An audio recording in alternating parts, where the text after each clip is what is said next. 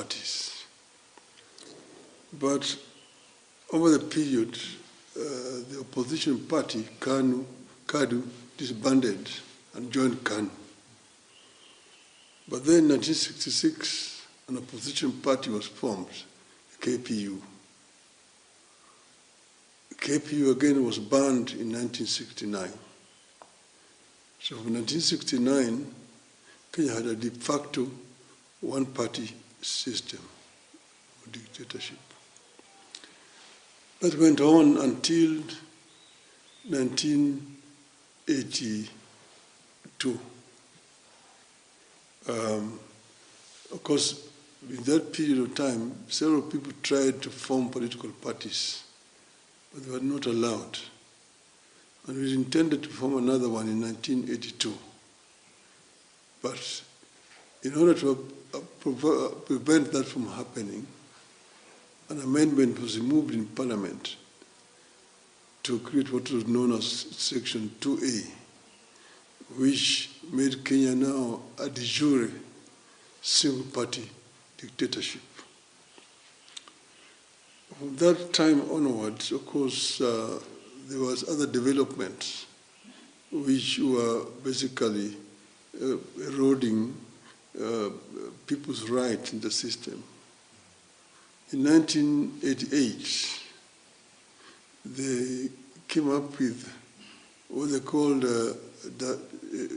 direct democracy, 1988 elections, which was called the Mulolongo system, where people were supposed to, in preliminary elections, people would go and would queue behind candidates. Then the candidates, the delegate would be counted, and anybody who got more than 50% of the votes would be declared automatically elected without having to go to the polls for balloting. This Mulolongo system was abused seriously, and it caused quite a lot of dissension. A number of people who were not wanted by the system were rigged out in 1988. But that actually, I just wanted to go back to that after the amendment of 1982, that made the country a single-party dictatorship. Kenyans were now left without any option. And that's when there was the coup attempt of 1982, which resulted in a lot of repressions at that time. And also a number of people had been detained, some of them before and others after. There were detentions without trial. Several people were detained, people like Kenyatta, Kuigwa Mwere, Joja Nyona, William Tunga, Katama Mkangi, several of them had been detained. A number of them from University of Nairobi, like Mkaru Nganga, Professor Edward Oyugi, and so on. I want to say that the political system itself had become very repressive indeed. So after the elections of 1988, come now 1980, the people had had enough.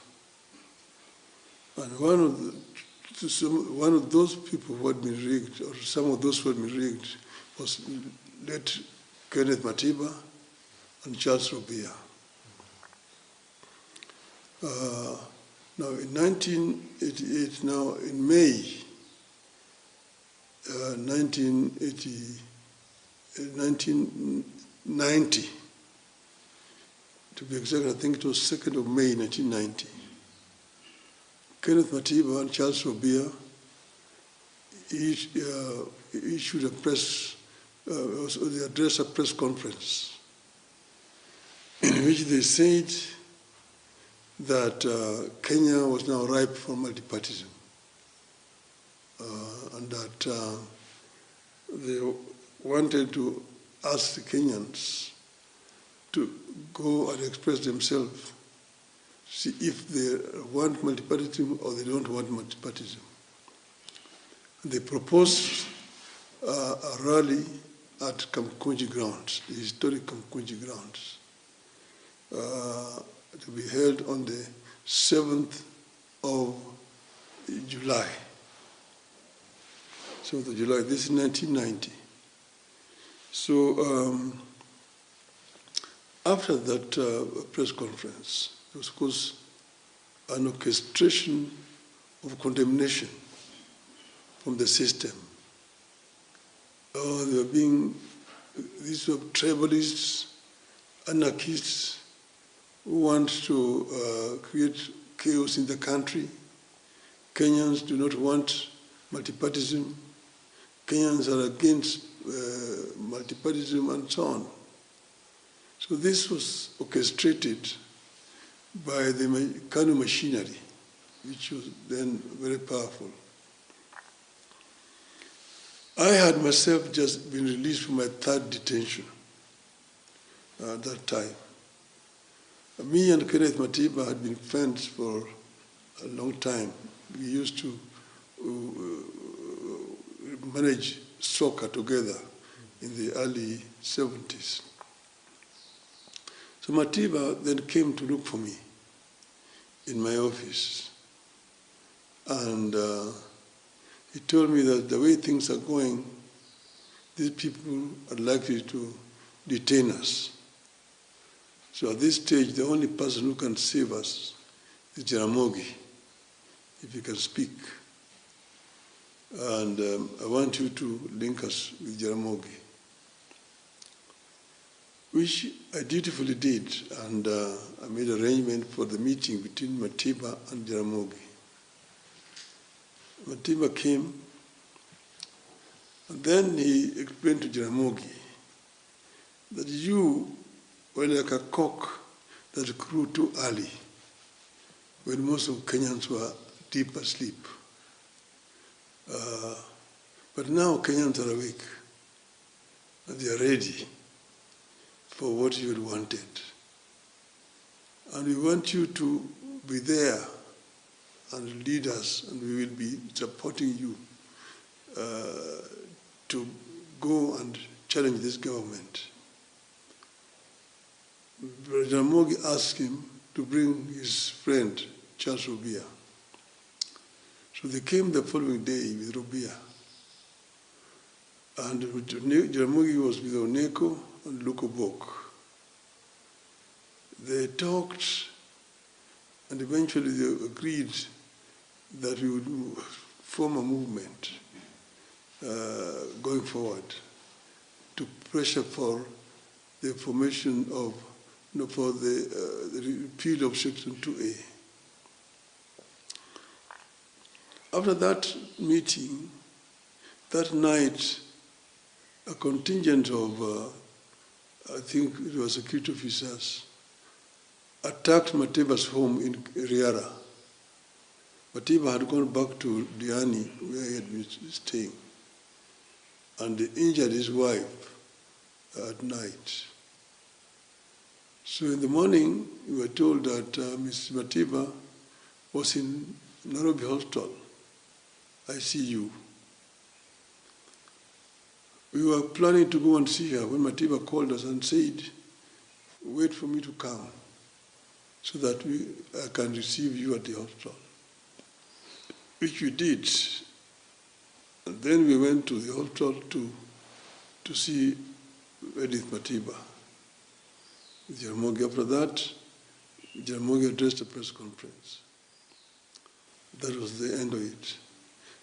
That day we agreed with Matiba that we would meet at his residence the following day.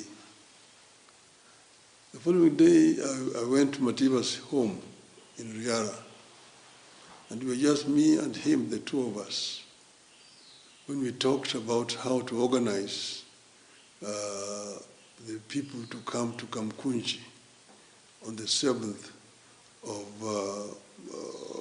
July. We agreed that Matiba would use his contacts in the Matatu movement to mobilize to transport people. And I would use my soccer connection, the Gor Mahia, and also reach out to AFC to bring the people to Kamkunji. I went to Kisumu, and then when I came back, of course, time was moving. We were now nearing the July. So we were together. Matiba had the lawyers. Paul Miti was his lawyer, and Muhammad Ibrahim. My lawyer was Gibson Kamau Korea. So one day when I went to my office in the morning at Ajib House at 8 o'clock in the morning, I found police officers just standing there near the lifts. I went into the office, and then after a while I was told the police officers wanted to see me. They came and told me that they are not going to harm me. They've been sent there. Their only instructions were to ensure that Matiba and Rubia do not come to the office to see me. And that I was also not allowed to go and see them because there are officers also in their offices, including Muites and Kamau Couriers. I told them that I don't mind Matiba, Rubia, and Muiti, but Kamau Courier was my lawyer, the lawyer of the company for which I was working. And if I cannot see my lawyer, I cannot do business. So after calling, I was told that I could see my lawyer. I went to my lawyer and I found officers there. And but I managed to see him. I came back, but then the following day, on the 2nd of May, we had information that Rubia and Matiba had been arrested.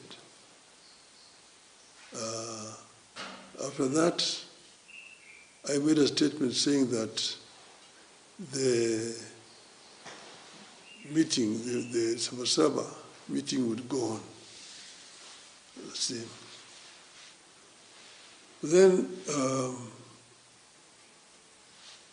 pressure was mounting.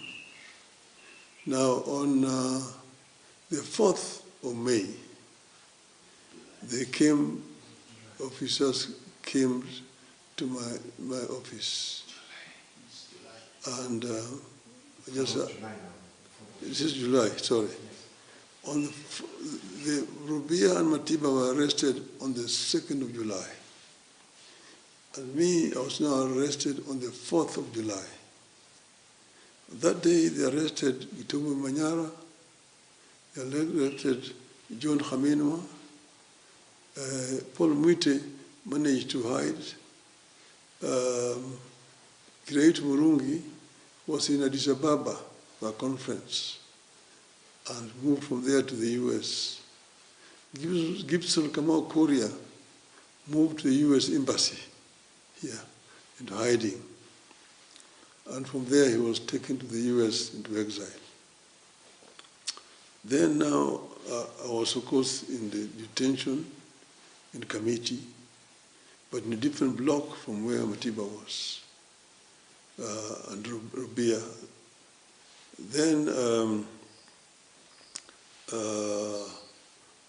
we were held now in the detention, but the people decided to move on without us. And on Saba Day, 7th of July 1990, the people moved towards Kamkunji. There was, of course, a lot of force used by the police, shooting the unarmed civilians. And over 20 people were shot and killed. Quite a number were maimed.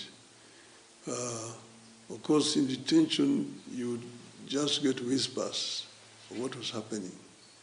But that basically was the Saba day. How it was.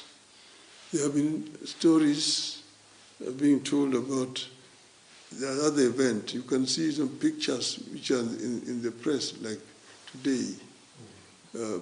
Some of the people on the back of the truck, Shikuku and Orengo. That picture was on 16th of November 1991. That is not Saba. Saba was 7th of July 1990. You see, and it is what actually gave rise eventually to Ford. So when we were released in 1991, then by that time we found when our people who had remained behind had tried to form the National Democratic Party and had been denied registration. And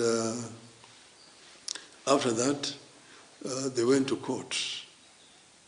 And when they went to court, they were not, the court, of course, could not change anything because they said that the Constitution tied their hands.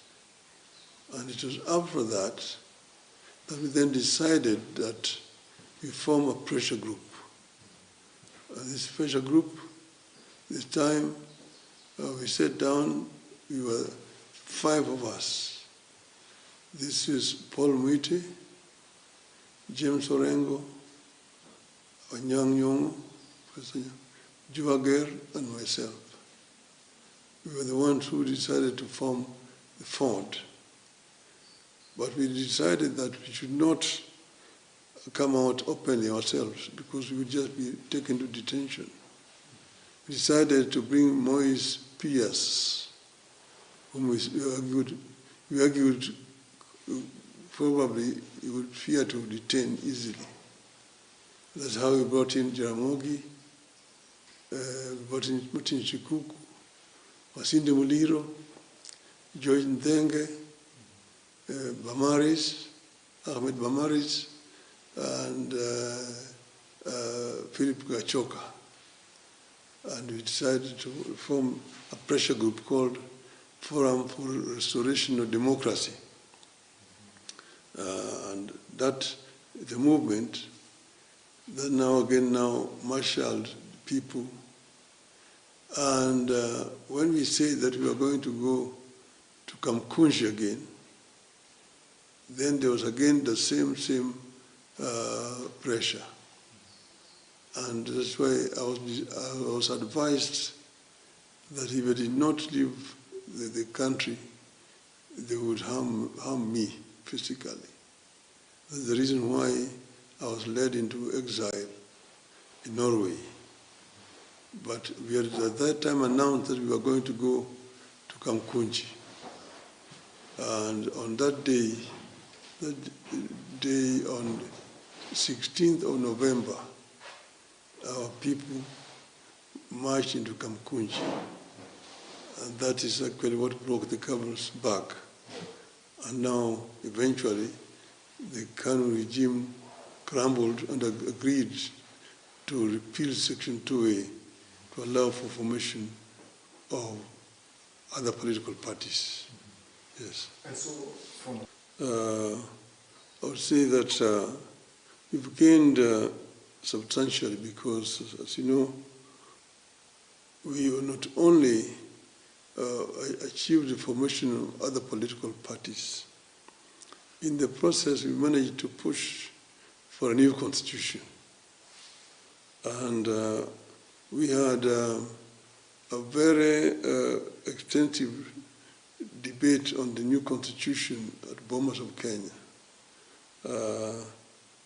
which eventually ended up with the current new constitution, which I think is one of the most democratic constitutions in the world. Secondly, there's also been freedom of expression. The media is generally now much freer than it was at that time. But we have not achieved everything that we want. You can see, for example, violations of human rights still abound here. You've seen police being able to shoot people, shoot to kill. We have not carried out reforms which should have gone with the new constitution. As you know, I've been telling people that the police we have here is a force that was created by the colonialists, and it was aimed at ruling the natives. It was not a police that was a servant of the people. You know, it was a force. And therefore the attitude of the police was very much anti-people. So you needed a complete retraining of the police force to make them more civil in their approach to dealing with the people, which is what they did in Tanzania. And that's why the police in Tanzania are much more respectful to wananchi than they are in our country here today. And we have also seen, because the economy has not performed as we would have expected, you know, and therefore the many of our people are still deprived, are still suffering 60 years since independence. So there have been gains and there have been losses. You see, Saba actually was a very noble idea. Saba was meant to bring the people together for a common cause. And this cause was change. And we decided that we would go to Kumekucha grounds, which is historical grounds. That's where the last Kenya African Union meeting was held in 1952, before the declaration of the state of emergency. And that is again where, when they allowed for formation of political parties, again, the first rally of KANU was held in Kumekucha. So Kumekucha, that's also why eventually when they lifted Section 2A and allowed for formation of political parties, and the first party to be registered was the Forum for Restoration of Democracy.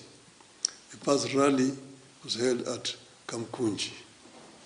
So we say that the Kumekucha has got a historical meaning, and that's why we wanted to go there. So what we're saying is that if you want to remember Saba, then we go to Kumekucha. I always go to Kumekucha, even quietly, but I always go there on Saba Day to just go and remember the people who lost their lives there. So my idea would be we go to Kumekucha tomorrow, because if you're talking about protesting, you are protesting, where is this protest going to start? And where is it going to? My view would be the road should lead to Kumekucha. And then in Kumekucha, people meet there and pass a resolution. This is what we want, the Kenya we want. To me, that would be the best way to remember people who have died fighting for the right of the people of Kenya. Kenyan people have been struggling for a long time. You know, when